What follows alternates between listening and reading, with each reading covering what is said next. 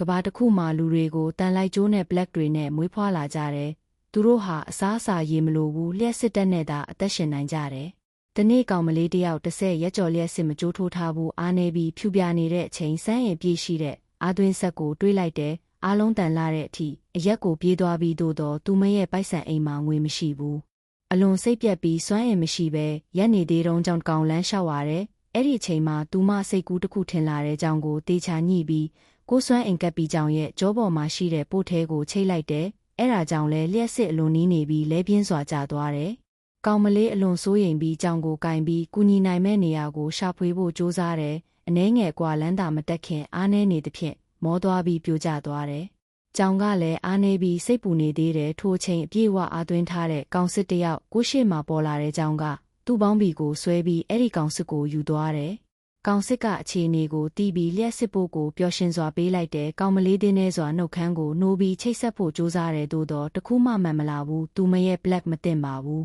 ဘလို့ကြိုးစားပေမဲ့ချိတ်ဆက်မှုမဖြစ်နိုင်ဘူးတင်းနေစွာပြုံးနေသေးတယ်ပြုံးခြင်းနဲ့အတူစွမ်းအင်လျော့နေသွားတယ်နောက်ဆုံးအသက်ရှူပြီးကလေးကပြိုကျသွားတယ်